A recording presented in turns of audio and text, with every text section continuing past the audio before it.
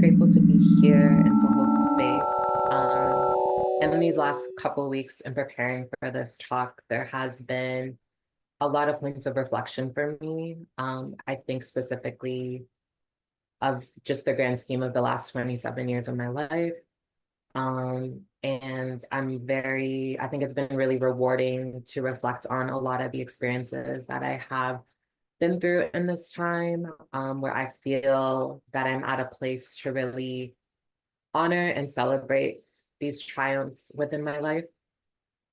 So I just want to begin the talk with my own personal reflection to ground into further insight and context to my own individual experience that has led me into this work. It is said that to heal, we have to accept the sorrow that is inside of us. In this current moment of my life, I'm unlocking the memory of my past, learning not to fear the trauma that resides within. Instead, I am redefining the blueprint of my life and leading with radical joy and unconditional love for myself and community. The origins of my life began with a journey of survival as a result of intergenerational trauma and my unconscious experiences of oppression. Throughout this time and space, my discovery in self and all the lost histories that intersect within the timeline of my inception have created the resilient legacy that I am today. Growing up, my experience of spaces that constantly attacked my brave authenticity have imprinted memories grounded in a fear of myself and the world around me. At this stage of consciousness, as I look back at the history of both sides of my family, who immigrated from Jamaica and Nicaragua, I can clearly see how white supremacy and the process of assimilation into Canada has contributed to my family's collective experience of colonialism. With these lost histories, tradition, and language, I honor my path and purpose of clearing and transforming the karmic cycle of my ancestry. From my earliest memories as a child, it was apparent to me that the life unfolding ahead presented a complex pursuit of my freedom. Before I had the language to understand myself, I was complicit to being defined by those in authority of my life. Despite this, I grew into an understanding of my innate attachment and commitment to my own personal freedom that I learned to create for myself at a young age. As I unlock the memory of my past, I reflect on the challenges presented to me as I navigated through spaces that challenged my personal freedom and disconnected me from the knowledge of who I could become. All the spaces subjected me as deviant, from school to family and healthcare, setting me up to believe that I was inadequate and powerless. Essentially, I was challenged to ideologize myself and root my internalized oppressions to survive while navigating through spaces dictated by white supremacy that condone social hegemony and colonial constructs of gender and race. At the start of my transition, I had to educate and learn about a whole way of being and existing that I had no authentic reference to or shared connection with anyone in proximity to me as a Black trans femme. Again, I'm speaking to these lost histories. I had no access to understanding my transness. When I began the formal process of transitioning through the healthcare system as an adolescent, these constructed societal binaries of gender forced an experience of disempowerment and extreme isolation in these early stages of processing my value in relationship to myself and the world. I often ended up blaming myself and felt a lot of shame because there was so much that I didn't know. And most times I became dependent of my own care because I was not in proximity with anyone that shared this experience, as I said.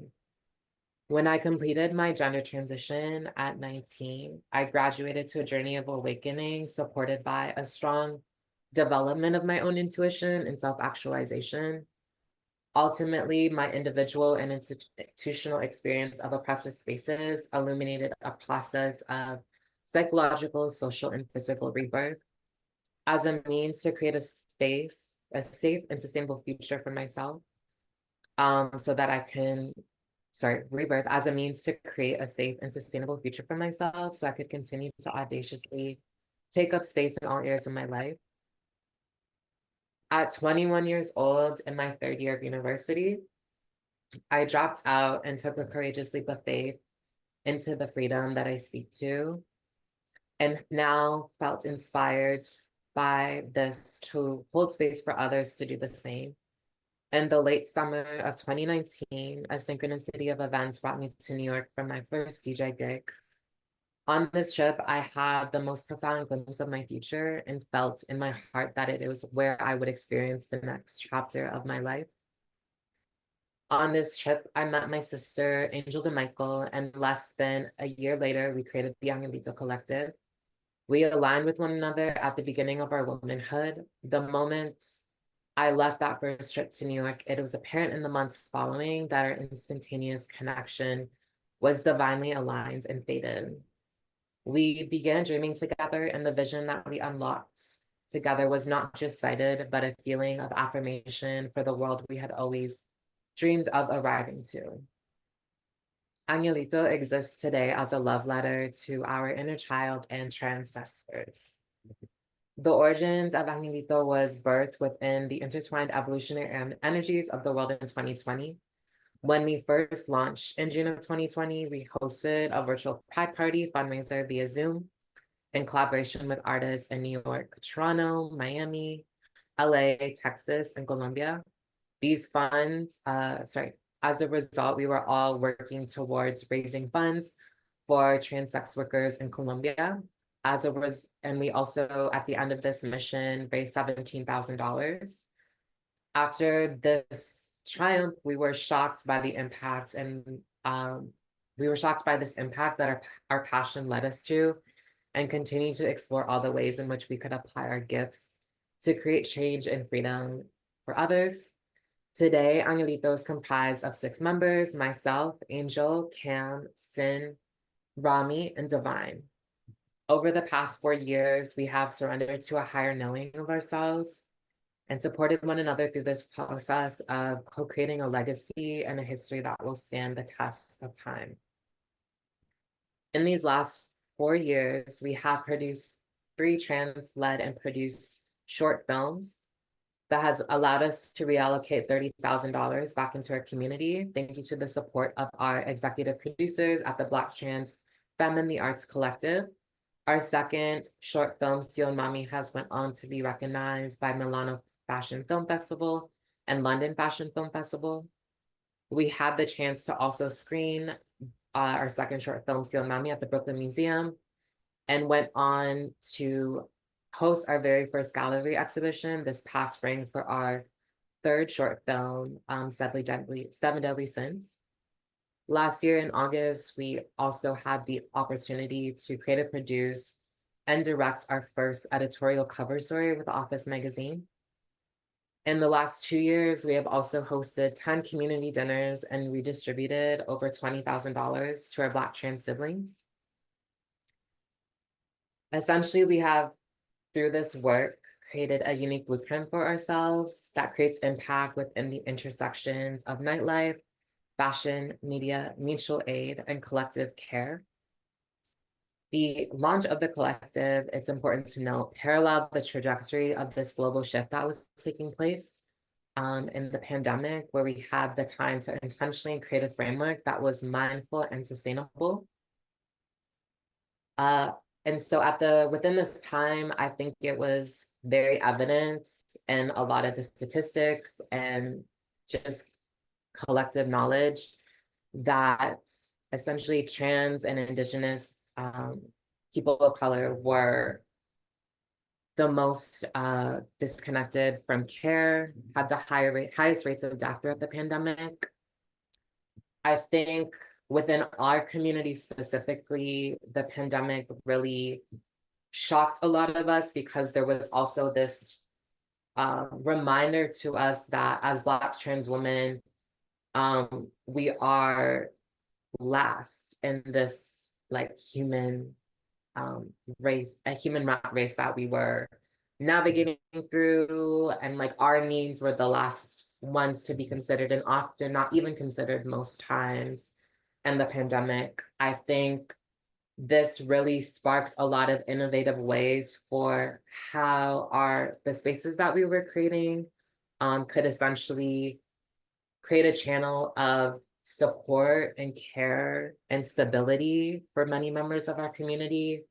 Um, a lot at the time, coming from the Toronto nightlife scene and going to New York for that very first summer of 2021, where I ended up spending the most time that I had outside of the 2 earlier trips that were very short.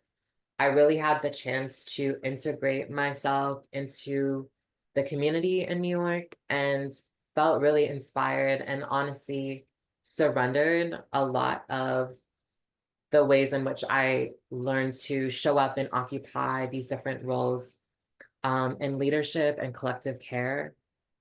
So the innovation that I speak to in nightlife spaces that was really profound is that for the first time, nightlife spaces, again, being the spaces that we are most subjected to congregating in, there was a restructuring of how, and also, I guess, a decolonization of that framework of nightlife, where we were raising funds to support affirming surgeries, housing, and food security. Um, at that point, I think it was really nice to have this, I guess, honoring of a collective mission where nightlife wasn't an indulgent experience. It was actually leading to something that was much greater. In that summer, as the world opened up, we were going out a lot, and these were like a lot of our experiences in nightlife. But there was still a lot of uncertainty of what the future held at that time. There was a lot that we still did not know. But in that process, we were becoming conscious of how our healing was a revolutionary act. And so, as in these early years of the members of the collective, of us essentially forming our relationships, our sisterhood at the start of this journey, we found ourselves um, getting really exhausted from being in these nightlife spaces. And outside of that, we're showing up to care for one another, whether that was us cooking dinner for one another, doing yoga together, this like really just like watching movies, the laughter and the humor that we shared. I think there was like a lot of smaller, or I wouldn't say smaller, but just simple moments that we were sharing with one another that was really solidifying the foundation for the work. Because now today, 4 years later, we are not just family, but we also work together. And I think that to have a dynamic and a synergy amongst a group of people that is, again, sustainable and works is like most times not often heard of. You hear people falling out and whatnot, but I think there's just like a deep investment into our time, and especially like coming out of that time of the pandemic. As time went on into the following year after this reopening of the world, I think there was a indulgence of nightlife spaces. And I think a lot of people were becoming more conscious of their needs and how their needs were shifting as well in relation to just what we had to confront in the world. And for me personally, in my own experience as a DJ and navigating in these spaces, I felt very not as fulfilled. Like I felt like it felt repetitive nightlife. It felt like a lot of these moments were very quick and passing moments. There wasn't really the space did not condone deep connection initiations, I feel. And also in these spaces, there's the use of drugs and alcohol. And I, being someone that often is sober in these types of spaces for my own mental well-being, I was just starting to experience it in a different way in this sober experience where was yearning for more than just this. And I think if we also look at nightlife as a structure that operates within a capitalist system, it doesn't necessarily prioritize our care. Most times it is for profit at the end of the day. It's not a space that really allows for like intentionality to ground in and to actively assess community needs. So with those realizations and those reflections, I think there was just um, a needed response to how, as a community, we were going to enhance our quality of life. So the history of our community, we were left to the margins of, again, just being placed into nightlife spaces as the only spaces where we're like visible in media to being connected in. My own experience, again, at the start of the pandemic, I was starting my yoga teachers training. And so there was a return to my intention with that as I kind of navigated between these two roles of being a DJ and wanting to show up in this newer role. And so I think there was naturally, from these dinners that I spoke to of us having, there was a apparent need to bring that experience outwards and to open that up for community. Because dinner as a place of ceremony was very vital to our well-being and to our connections. So that essentially led us to our Black trans siblings dinner activations that we began 2 years ago. Again, it kind of initiated from these dinners that we were just having in our own homes. And our closest friends and Alessio, who we work with on these dinners, opened their home to us for us to for them to cook for us and to share these moments that were like very endearing and very healing. And so we essentially began to grow into providing these offerings outwardly to community. And with that, it honestly has been a process of like trial and error for us. And I guess, and essentially like, how do we keep this sustainable for ourselves, especially as organizers? How do we still prioritize our self-care in this? As as lockdown kind of ended, you know, in the midst of it, there was a lot of immediacy and urgency to all of these fundraisers and that were happening.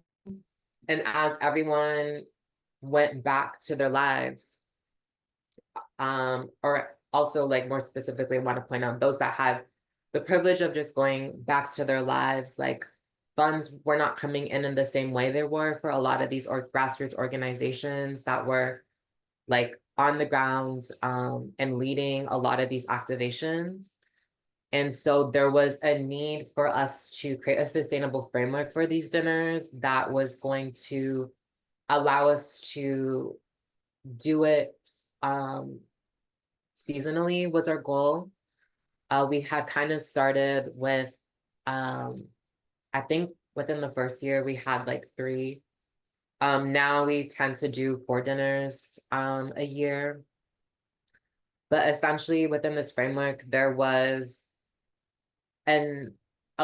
we needed to essentially go back to the drawing board of figuring out how were we going to raise funds, because essentially for these dinners, we crowdfunded every dinner with a goal between $7,000 and $8,000.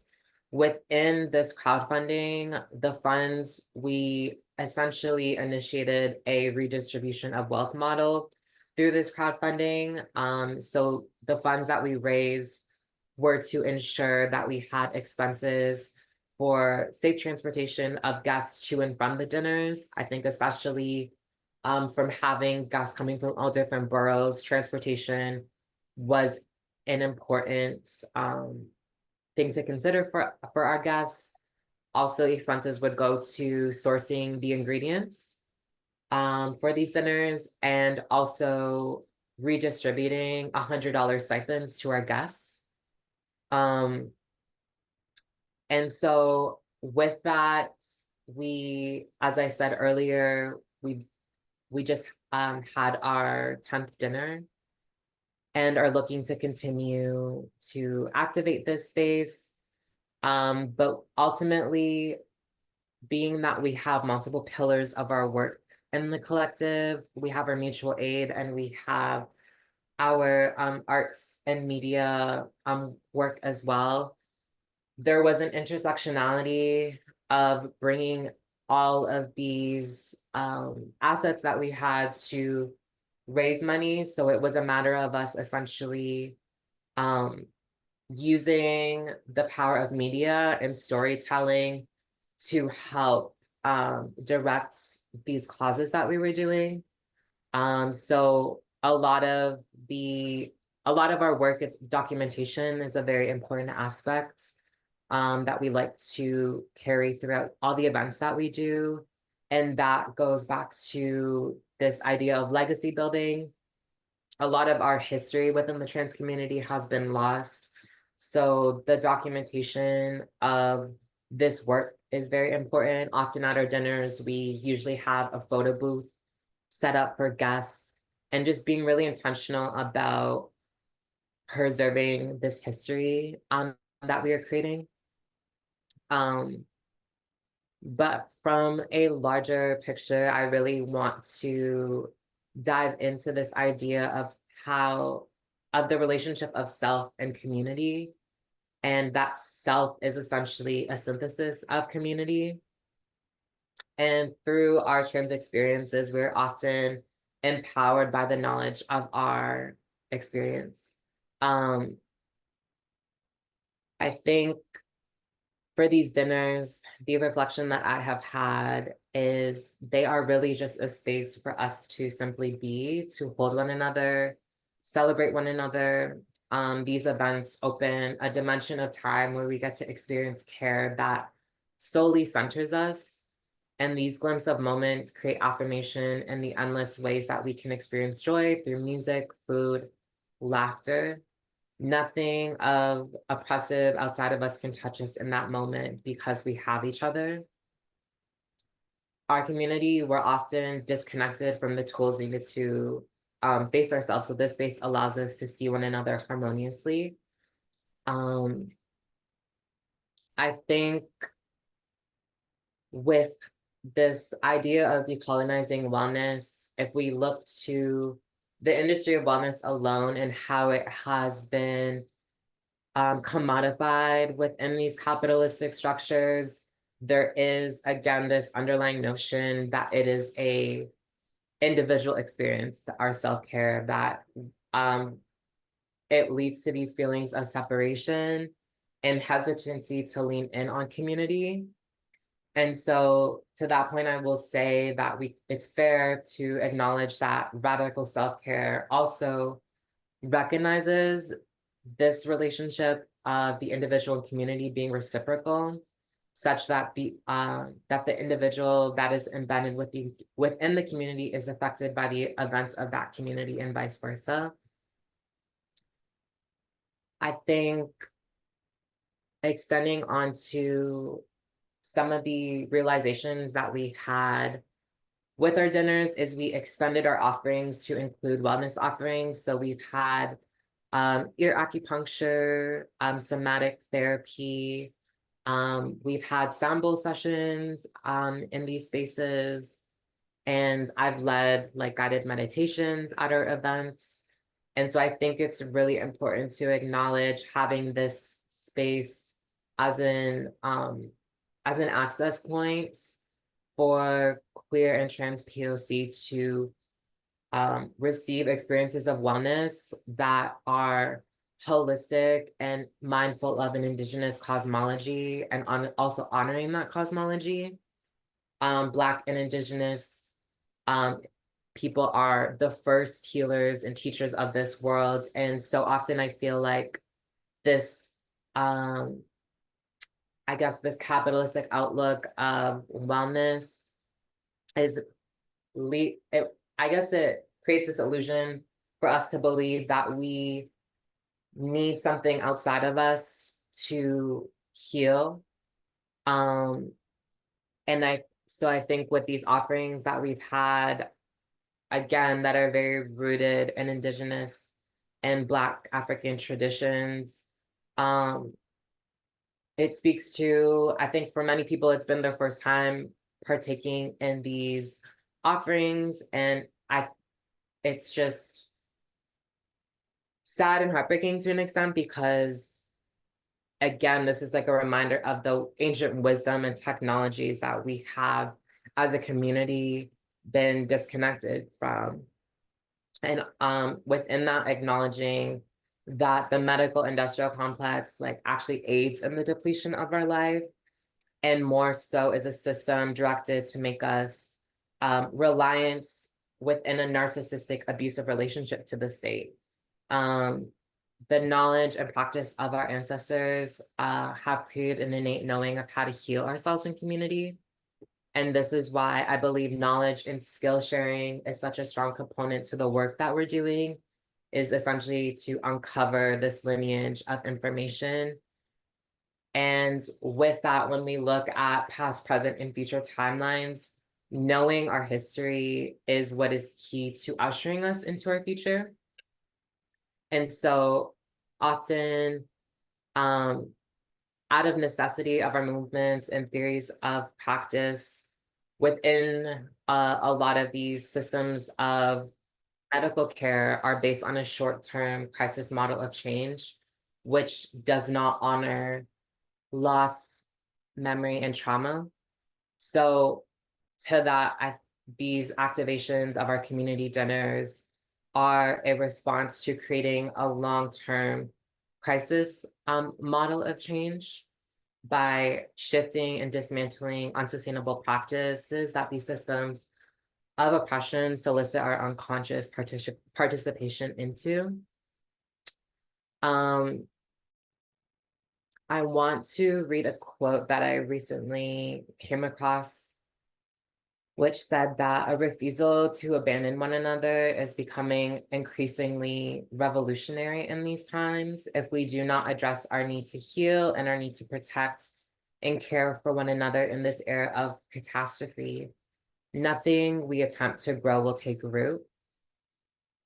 So when I read that quote, what struck for me was that essentially the co-creation of these new paradigms ultimately requires us to commit to deeply replenishing our being and embodying evolutionary collective care. We cannot create that if we do not separate ourselves from the systems that are rooted in our destruction. And so our experience of survival in this capitalist white supremacy world is a fast-paced loop that is geared to leading us to our detriment. And if we don't believe in existing beyond our attachment to our identity with survival, we can't truly believe or welcome in an era where our communities are thriving. So I think in this framework of healing justice, we really have to be open to new knowledge. And I think also being open to learning from one another. For our collective and with these dinners, which has really been the most purposeful aspect of our work. As I said, our work intersects within fashion and media. And I feel like it's very easy at times for those experiences to feel soulless, because again, they are within these spaces of capitalism, but ultimately to create stability for ourselves. This is the place of work that we are in. And so I think there is this like crossover between these worlds that we exist in, where we are creating these worlds of collective care while trying to also navigate this capitalist structure. And so the crossover of that worlds, again, that I want to bring attention back to is how we've been able to use our gifts within media and storytelling to amplify and call in allyship to communities that are not within our immediate community. So much of the crowdfunding that we have done for these dinners has come from our own community. And so I think with us, our steps looking forward are to see how we can hold others accountable as allies into this work and create visibility to this also beyond just New York. I think going back to the origins of our work in the collective, where we had that initial fundraiser and we raised money for those trans women in Colombia, I think it was really telling of this interconnectedness of these globalized issues and challenges that we face, is like a shared challenge and a shared struggle. And yeah, I think the impacts of our resistance is timeless, and dreaming is our eternal collective activation of love and action. And as time goes on, I think there will continue to be a reassessment of our needs in response to the ways in which the world is shifting. I have to honestly express my gratitude for what this journey has been up until this point, especially because this work is unprecedented to an extent. There is, as I circle back to these lost histories of our community, there is a disconnection of our knowing to, I guess, the experiences of trans women that came long before us. I think there is this assumption that trans women and just trans individuals just appeared out of nowhere within these last 10, 15 years. And as I look back to the lack of history that I have as a reference point, that really informs my intention in this work of making sure that, especially in this time, again, these spaces that we are creating are intergenerational. Within this last year, I had my first experience of connecting with older trans women, which is not something that was within reach for me before. And honestly, getting to hear their stories and the has been a reflection to like the privilege that my current generation has in our experience of transness. So I think all of this is rooted, again, as I bring back to the point that I made of acknowledging our ancestors is really important to this work. And I think, again, you know, there is a statistic that is out there that I have like heard through many sources of media. I don't know how accurate or like because I don't choose to believe it, but it is said that like the lifespan for a trans woman on average is 35. And like I don't want to believe that that is true. And so I think that like again brings back focus to this work of enhancing the quality of life and giving trans women the tools that they need, because so much of our experience again is rooted in survival. And often within the survival, we are forced to disassociate from our bodies. And so I think as I've developed in my practice as a yoga teacher as well, it has been very important for me to acknowledge that and recognize the need for creating a practice that brings trans women back into their bodies and back into honoring and celebrating themselves and unlearning that that ingrained disassociation. And again, going back to these spaces of the dinners, I think it has been really profound to have this space where, as a community, we're able to actively listen to one another. As I reflecting on the point that I made earlier of like how nightlife spaces are very fast, they're also very overstimulating. And so I think it can also kind of be a space of escapism for a lot of people. And that also further attributes to the effects of our community's mental health with the drug use and alcohol use in these spaces, because again, there is this ingrained point of disassociation from ourselves and from our reality as a way to cope.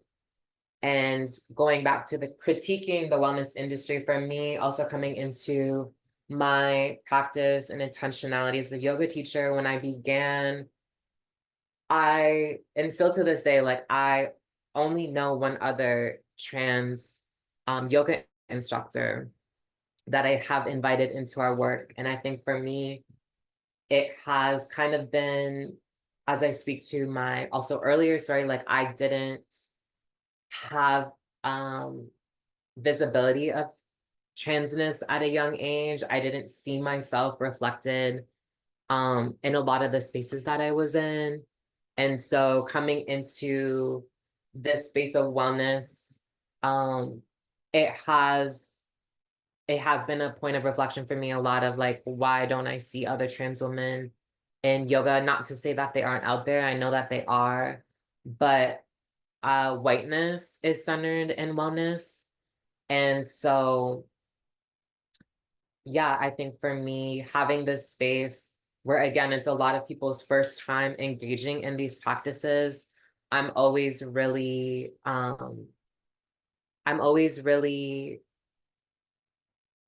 just joyous of seeing the gratitude that everyone has in these spaces and receiving this care. And these dinners, it's like we're frozen in a moment of time of our utopia, of our heaven that we are creating, a moment that we are working together to sustain as being our everyday existence. And I think as I continue to set intentions within our group, again, I want to see what it looks like for this work to reach outside of outside of New York and outside of Brooklyn, and seeing the impacts that we can have in other cities and other spaces. And also what has been rewarding in this experience is creating a network of collaborators that we have brought into these projects. The food that we source for these dinners are intentionally sourced, again, going back to that intention of enhancing the quality of life. Our response is, what that looks like is also bringing quality food present into these spaces, because having access to food, which we also do, we source from upstate farms as well as local community gardens in New York. Having access to food that is grown with care, it is a different experience of receiving that meal. A lot of our foods in these grocery stores are processed, have lots of chemicals on them, are not actually good for us. And so it has become a privilege to have food of this quality. Also within the space, we look to not only provide monetary support, but we also have connections to distributors who will give us bags of produce. So at our last dinner, we were able to give big bags of produce for everyone to take home. And so, yeah, this experience has been really rewarding to be in this work, and again, has been a matter of surrendering to a higher knowing. I feel like everyone that I work with, we lead with our hearts, and I think that that is apparent in the spaces that we are creating. And I think time continues to go on, there will continue to be an increased need. And we have also seen this, our dinners within the first 24 hours that we announced them, we hit capacity of the space. So again, that question of sustainability is like, how do we bring these dinners more frequently and in a bigger to a bigger capacity so that we can serve many people. But I'm gonna end there. Thank you so much. Does anybody have questions actually? For Demi? I have a question. The space that you all do the dinner, is it like a like somebody's house, or is it a is it like a hall or something? So we host our dinners in various spaces. So for the summertime, we host the dinners in local community gardens. We have access to two community gardens in Ridgewood, one of which we actually have been over this like last summer season been growing food that we are going to be harvesting for our upcoming activations. Before we've also had um, like others that have offered their homes for us to host everyone in the colder months. Um, I think as we, yeah, it really, every dinner has its own, I guess, uh, like it just looks different each time and like who we bring in. But yeah, as we gear up towards our 11th dinner in the wintertime, we will be hosting it indoors. I think like next year we're looking to see how we can take up space in other outdoor green spaces within the city and also hosting within different boroughs of the city as well. That's dope. That's nice. I have a question. Um, 'Cause it seems that music is something very significant in your life and like food and sharing space with that. How do you feel like those two things come together? How do you bring those things together with the space? Yeah, I think for me, the process of like curating a space where again there is this like crossover as my experience as a yoga instructor and as a DJ where I get to uniquely bring these two elements of myself and conjoin them within a space. So again, like and we had a wellness activation because we actually started a separate series that was just focused on the wellness offerings that we had. And for the first time, collaboratively with someone that we met through one of the gardens that we grow food at. They also work within this same realm of healing arts and brought their samples. And so that was like a unique experience where, similar to DJing, I got to help conduct a space and like set a tone. Um, very similar but very different at the same time. I have a question. What are some of the biggest, or I don't know if there's like one thing in specific that you like encounter a lot, but what are like some of the biggest roadblocks that you have in this work on the ground? I think at the moment, what comes to mind is just the planning of it. It's really most times like between outreach and just organizing different faculties of like volunteers and collaborators falls along Indalecio and I. And I think, you know, it's been, as I said, a kind of like a trial and error. I think with each dinner, we get more equipped to showing up in the roles that we have created for ourselves. But I think also most significantly, the biggest roadblock is the fundraising. Because each time that we fundraise, I get really like nervous because I'm like, I don't want to let anyone down.